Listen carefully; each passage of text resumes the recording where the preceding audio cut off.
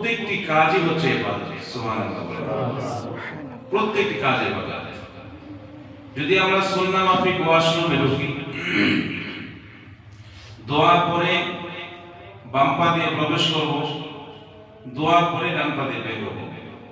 মসজিদে দোয়া করে ডান পা দিয়ে প্রবেশ করব আর বাম পা দিয়ে বের হব। খানা দানার শুরুতে বিসমিল্লাহ পড়ব, সুন্নাত তরিকায় বসবো, ছোট ছোট লোকমা দেব, অল্প খাবার খাবো। মানে প্রত্যেকটা জিনিস বাজারে দ্রব্য প্রয়োজনের তাগিদে খুব দ্রুত বের হয়ে আসবো। কাজ সেরে মসজিদ হলো পৃথিবীর সবচেয়ে উত্তম জায়গা, উৎকৃষ্ট জায়গা, আর বাজার হচ্ছে নিকৃষ্ট জায়গা। নবীজি বলেছেন তোমরা বেশি সময় কাটাও মসজিদে, কম সময় কাটাও বাজারে। আমরা সেই তরিকা উল্টোটা করি, বেশি সময় বাজারে কাটাই, কম সময় মসজিদে কাটাই। না, রাসূল বলেছেন তুমি মসজিদ ভিত্তিক জীবন গড়ো, বাজারে সময় কম কাটাও। আমার তরিকায় যে কাজটাই করবে, যদিও কাজটা দুনিয়াবি, সেটা আল্লাহর দরবারে তোমার নামে ইবাদতের সওয়াব লেখা হবে। সুবহানাল্লাহ। এইজন্য নবীর তরিকায় চলতে গেলে নবীর সুন্নাহ বুঝতে হবে, নবীর সুন্নাহ চিনতে হবে। নবীর সুন্নাহ চিনতে গেলে নবীকে চিনতে হবে, নবীর জীবনী জানতে হবে, নবীর মুজিজা, নবীর অলৌকিকতা, এগুলো জানা এবং হৃদয়ে ইয়াকিন রাখা, তবেই নবীর আদর্শ, নবীর সুন্নাহ আমাদের ভিতরে বাস্তবায়ন করা সম্ভব হবে। রাসূলুল্লাহ সাল্লাল্লাহু আলাইহি ওয়াসাল্লাম প্রত্যেকটি সমস্যার সমাধান আজ থেকে ১৫০০ বছর আগে দিয়ে গিয়েছেন। আল্লাহ কোরআনে বলেছেন ফালা রাব্বিকা লা ইউমিনুনা হাত্তা ইউহাক্কিমুকা ফীমা শাজারা বাইনাহুম সুম্মা লা ইয়াজিদু ফী আনফুসিহিম হারাজান মিম্মা কাদাইতা ওয়া ইউসাল্লিমু তাসলিমা। যে তোমাদের মডেল, তোমাদের আদর্শ মুহাম্মদ সাল্লাল্লাহু আলাইহি ওয়াসাল্লাম দুনিয়ার সকল সমস্যার ফয়সালা কোরআনের মাধ্যমে হাদিসের ভাষায় দিয়ে গিয়েছেন। সহিহ হাদিস থেকে তোমরা সেগুলো গ্রহণ করে যদি নবীর ফয়সালা মেনে নাও, তবেই তোমাদের জীবনে শান্তি আসবে। আমরা কি করছি? আমাদের মন গড়া মতে, মন গড়া পথে আমরা নিজের জীবন যাপন করার কারণে অশান্তির কোনো শেষ নেই। যেদিকে যাবেন শুধু হুজুর অশান্তি, ভালো লাগে না, খুব অশান্তি। অশান্তি তো থাকবেই, শান্তি তো নবীর সুন্নাহর মধ্যে, শান্তি তো পরিপূর্ণ ইসলামের মধ্যে। আল্লাহ তাআলা বলেছেন ইয়া আইয়ুহাল্লাযীনা আমানু উদখুলু ফিস-সিলমি কাফা। হে ঈমানদাররা, তোমরা পরিপূর্ণভাবে ইসলামে প্রবেশ করো। পরিপূর্ণভাবে, আংশিক না। আংশিক হলে তোমরা পরিপূর্ণ শান্তি পাবে না। ইসলাম শান্তির ধর্ম, নবীর তরিকায় পরিপূর্ণভাবে আঁকড়িয়ে ধরলে ওয়ালা তাত্তাবিউ, তোমরা ইত্তেবা করো না খুতুওয়াতিশ শায়তান, শয়তানের পদাঙ্ক, শয়তানের কুবুদ্ধি, এগুলো তোমরা ইত্তেবা করো না, অনুসরণ করো না, তবেই তোমরা পাবে ইহজগতে শান্তি আর পরজগতে মুক্তি। জোরে বলেন সুবহানাল্লাহ। এইজন্য নবী করিম সাল্লাল্লাহু আলাইহি ওয়াসাল্লামের জীবন আদর্শ খুব বেশি বেশি আমরা পড়ব। নবীর জীবনী অনেক বই পাওয়া যায়, বেশি বেশি পড়ব। পড়তে পড়তে দেখবেন এক পর্যায়ে রাসূলুল্লাহ সাল্লাল্লাহু আলাইহি ওয়াসাল্লামের এই যে মর্যাদা, আকাশচুম্বী সম্মান আমাদের নবী, এটা বুঝে আসবে। যখন বুঝে আসবে তখন নবীকে ভালোবাসা সম্ভব হবে। নবীকে যখন ভালোবাসতে পারবো তখন নবীর সুন্নাহ মানা সম্ভব হবে। সুবহানাল্লাহ বলবেন না? কারণ যার ভালোবাসা হৃদয়ে যত বেশি, তার কথা মানা তত সহজ হয়ে যায়। যার ভালোবাসা হৃদয়ে যত বেশি, তার কথা মানা তত সহজ হয়ে যায়। আপনি দেখবেন ভালোবাসার মানুষ, যাকে সত্যিকারে আপনি ভালোবাসেন, সে যদি কোনো দাবি করে বসে, আপনার অসাধ্য হলো আপনি চেষ্টা করবেন। কথা বলেন ঠিক কিনা? অসাধ্য। রাতের গভীর ৩টা বাজে, আপনার প্রিয় মানুষটা বললো যে আমার না কেন জানি এই জিনিসটা মন চাচ্ছে, আপনি তার আদেশ বা তার অনুরোধ বা তার বলা, রিকোয়েস্ট করা, অ্যাপ্লিকেশন করার অপেক্ষা করবেন না। এই বাক্যটা শোনার সাথে সাথে আপনার মনের ভিতরে খুব দ্রুত জাগ্রত হবে, এটা কোথায় পাওয়া যায়, এই মুহূর্তে কোথায় গেলে পাবো, আমার মনের মানুষকে খুশি করা দরকার। এই যে আপনি তাকে ভালোবাসেন, এই জন্য তাকে খুশি করা একটা ইচ্ছা আপনার হৃদয় থেকে জাগ্রত হয়ে যাবে। ঠিক রাসূলুল্লাহ সাল্লাল্লাহু আলাইহি ওয়াসাল্লামকে ওই রকম ভালোবাসতে পারলে রাসূল বলেছেন, দাড়ি কাটলে আমি কষ্ট পাই, দাড়ি কাটলে আমি কষ্ট পাই। তো এই কথা যখন আপনি বুঝতে পারবেন, শুনতে পারবেন, তখন আপনার হৃদয়ে বলবেন আমি তো রাসূলকে ভালোবাসি, নবী তো আমাকে কত ভালোবাসেন, আমিও নবীকে ভালোবাসি, তো নবীজি কষ্ট পায় এই কাজটা আমি করব না। আপনার মন থেকে বলবেন, মন থেকে বলবেন যে না, এই কাজটা করা যাবে না। আর একটা জিনিস মনে রাখবেন, কোনো ভালো জিনিস প্রতিষ্ঠা করতে গেলে প্রতিক্রিয়া আসবে, বাধা আসবে, বিভিন্ন বাধা আসবে, ওই বাধাটার মধ্যেই কামিয়াবি। সুবহানাল্লাহ।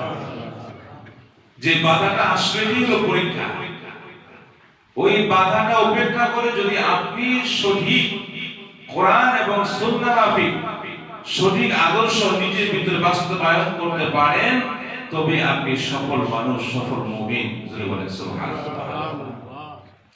রাসূলুল্লাহ সাল্লাল্লাহু আলাইহি ওয়াসাল্লামের জন্ম থেকে মৃত্যু পর্যন্ত পুরাটা জীবন আমাদের জন্য শিক্ষা, পুরাটা জীবন শিক্ষা।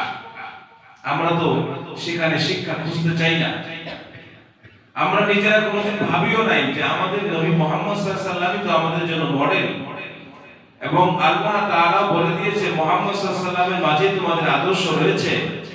আল্লাহ তাআলা এটাও বলেছেন মুহাম্মদ সাল্লাল্লাহু আলাইহি ওয়াসাল্লামকে ভালোবাসলে আমার ভালোবাসা হয়ে যাবে, মুহাম্মদ সাল্লাল্লাহু আলাইহি ওয়াসাল্লামকে ভালোবাসলে আমার ভালোবাসা তোমরা পেয়ে যাবে, মুহাম্মদ সাল্লাল্লাহু আলাইহি ওয়াসাল্লামকে ভালোবাসলে তোমরা মুত্তাকি হতে পারবে, মুহাম্মদ সাল্লাল্লাহু আলাইহি ওয়াসাল্লামকে ভালোবাসলেই আমি আল্লাহর রিজামন্দি অর্জন হবে, মুহাম্মদ সাল্লাল্লাহু আলাইহি ওয়াসাল্লামকে ভালোবাসলেই তোমরা জান্নাতি হয়ে যাবে। সুবহানাল্লাহ।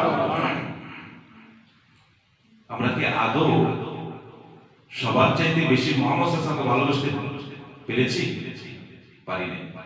আপনি হিসাব করে দেখেন, মিলিয়ে দেখেন নিজে একা একা গোপনে, যে আল্লাহ রাসূল যে বললেন সব কিছু যেটা আমাকে বেশি ভালোবাসো, এই ভালোবাসা কি নবীর কোনো প্রয়োজনে, আল্লাহ এবং রাসূলের কোনো প্রয়োজন আছে এখানে? আপনি আমি কলিমুদ্দি আর সলিমুদ্দি রাসূলুল্লাহকে ভালোবাসলেই রাসূলুল্লাহ কি আসে যায়, আর ভালো না বাসলেই রাসূলুল্লাহ কি আসে যায়? কথাটা বুঝেন। আল্লাহ বলেছেন ওমা আরসালনাকা ইল্লা রাহমাতাল লিল আলামিন। আর সূরা ফাতিহা শুরুতে বলেন আলহামদুলিল্লাহি রাব্বিল আলামিন। একই শব্দ নাকি? এই আলহামদুলিল্লাহ এটা আল্লাহর শানে বলেছেন। সমস্ত তারিফ, সমস্ত প্রশংসা শুধুমাত্র কেবলমাত্র কার জন্য? আল্লাহর জন্য। আলহামদুলিল্লাহি রাব্বিল আলামিন। আর নবীর শানে আল্লাহ বলেন ওমা আরসালনাকা ইল্লা রাহমাতাল লিল আলামিন। সমস্ত আলম সমূহের জন্য আমি আল্লাহর প্রশংসা, আর সমস্ত আলম সমূহের জন্য আমার বন্ধু হলো রহমত। জোরে বলেন সুবহানাল্লাহ। আলম মানে কি? আলম শব্দের অর্থ কি? জগৎ। আলম শব্দের অর্থ কি? আলম হচ্ছে জগৎ, আলামিন হচ্ছে জগতের বহুবচন। আলম হচ্ছে জগৎ আর আলামিন হচ্ছে জগতের বহুবচন। আপনি মানুষ, আর মানুষ সমূহ, সকল মানুষ। তাহলে এখানে আল্লাহ বহুবচন ব্যবহার করলেন কেন? জগৎ তো আমরা জানি ইহ জগৎ, পরজগৎ, আরো জগৎ আছে। আসমান জগৎ, সৌর জগৎ, চন্দ্র জগৎ, গ্রহ নক্ষত্রের জগৎ, জিন জাতির জগৎ, মাটির নিচের জগৎ, এই পৃথিবীর জগৎ, পরজগৎ, যত জগৎ রয়েছে সমস্ত জগৎ সমূহের জন্য আপনার আমার নবী রহমত স্বরূপ। জোরে বলেন সুবহানাল্লাহ। রহমত স্বরূপ।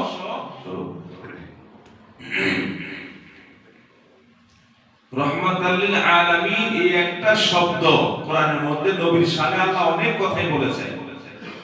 এই একটা শব্দের ওজন এক পাল্লায় দিলে সমস্ত নবী রাসূলকে এক পাল্লায় দিলে একটা শব্দের সমান হবে না। সুবহানাল্লাহ বলবেন। সুবহানাল্লাহ। সে হচ্ছে আমাদের নবী রহমাতাল লিল আলামিন, আমাদের নবী।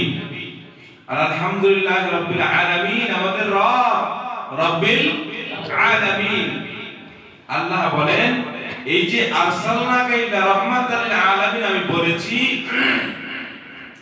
পৃথিবীর মানুষ তোমরা আমার নবীকে ভালোবাসো আর নাই বাসো, আমার বন্ধুর শান মান ইজ্জত, আমার নবীকে আমি আল্লাহ সবচেয়ে শান ওয়ালা বানিয়েছি, আমার নবীকে আল্লাহ সবচেয়ে আলা বানিয়েছি, আমার নবীকে আমি আল্লাহ সবচেয়ে বালা বানিয়েছি, আমার নবীকে আমি আল্লাহ সবচেয়ে বেহতর বানিয়েছি, আমার নবীকে আমি আল্লাহ সবচেয়ে বেহতরিন বানিয়েছি, আমার নবীকে আমি আল্লাহ সবচেয়ে জরিন বানিয়েছি।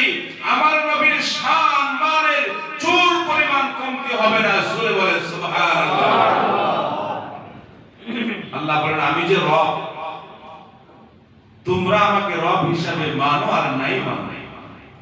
আমার রুবুবিয়াত, আমার উলুহিয়াত, আমার পালন কর্তৃত্ব, আমি আল্লাহর রাজত্ব, আমি আল্লাহর বড়ত্ব, আমি আল্লাহর জালালাত, আমি আল্লাহর আসমাত, আমি আল্লাহর শান, আমি আল্লাহর মান কোন অংশে চুল পরিমাণ কমতি হবে না। জোরে বলেন সুবহানাল্লাহ। কথা বুঝতে পেরেছেন? আল্লাহ বলেন কুল ইন কুনতুম তুহিব্বুনাল্লাহ, হে রাসূল আপনি বলুন তোমরা আমি রাসূলকে ভালোবাসো। আমি আল্লাহর ভালোবাসা, আমার আল্লাহর ভালোবাসা পাইতে চাইলে রাসূলকে ভালোবাসো, রাসূলের ইত্তেবা করো। তাহলে আল্লাহর ভালোবাসা পাওয়াটা এটা নিয়ামত। এটা কি? এই নিয়ামত পাইতে গেলে রাসূলুল্লাহকে ভালোবাসতে হবে। রাসূলুল্লাহকে ভালোবাসলে আল্লাহর ভালোবাসা পাওয়া যাবে। তার মানে হলো রাসূলুল্লাহকে ভালোবাসা, আল্লাহর ভালোবাসা পাওয়ার প্রয়োজনে রাসূলুল্লাহকে ভালোবাসতে হবে। এই আল্লাহর ভালোবাসা, রাসূলুল্লাহর ভালোবাসা দুইটাই হচ্ছে আমাদের নিজেদের স্বার্থ। কথা বলেন ঠিক কিনা? আমাদের নিজেদের স্বার্থ। নবী করিম সাল্লাল্লাহু আলাইহি ওয়াসাল্লামকে আল্লাহ তাআলা এত মান মর্যাদা দিয়েছেন, মেরাজের রাতে আল্লাহ তাআলা আল্লাহর বাড়িতে রাসূলুল্লাহকে নিয়েছেন। সুবহানাল্লাহ বলেন। আজকে শাবান মাসের 14 তারিখ। আজকে